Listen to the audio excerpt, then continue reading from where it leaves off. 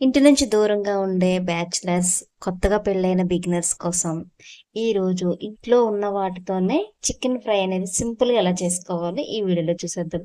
ముందుగా ఒక KG chicken తీసుకొని శుభ్రంగా కడిగిన తర్వాత ఉప్పు వాటర్‌లో గంట నానబెట్టిన చికెన్‌ని ఇలా బేసిన్‌లో వేసుకొని, కారం వచ్చి 3 టీ స్పూన్లు, సాల్ట్ వచ్చి 2 టీ స్పూన్లు, పసుపు వచ్చి 1 టీ స్పూన్ వేసుకొని, ఆయిల్ 2 టీ స్పూన్లు వేసుకొని, ఫ్రెష్‌గా అప్పటికప్పుడు పట్టుకున్న అల్లం వెల్లిపాయ పేస్ట్, గరం మసాలా వచ్చి 1 టీ స్పూన్ వేసుకొని బాగా కలుపుకొని ఒక పావుగంట సేపు మూత పెట్టి పక్కన పెట్టేసుకోండి. ఇప్పుడు గ్యాస్ వెలిగించుకొని ఒక మందపాటి కళాయి పెట్టుకొని, ఆయిల్ వచ్చేసి ఒక 4, 5 టీ స్పూన్లు వేసుకోండి. కొంచెం ఆయిల్ అనేది ఎక్కువే పడుతుంది.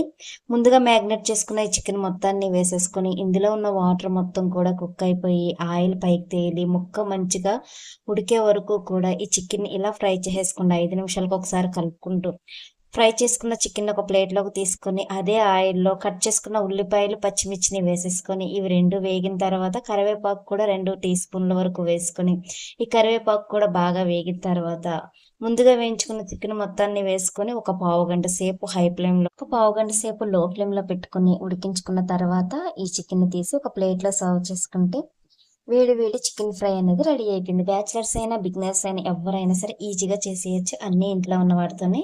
చాలా సింపుల్‌గా, ఈజీగా చికెన్ ఫ్రై రెడీ అయిపోతుంది. మీకు గనుక నా వీడియో నచ్చితే లైక్ చేసి మన ఛానెల్‌ని ఫాలో చేసేయండి. Thank you.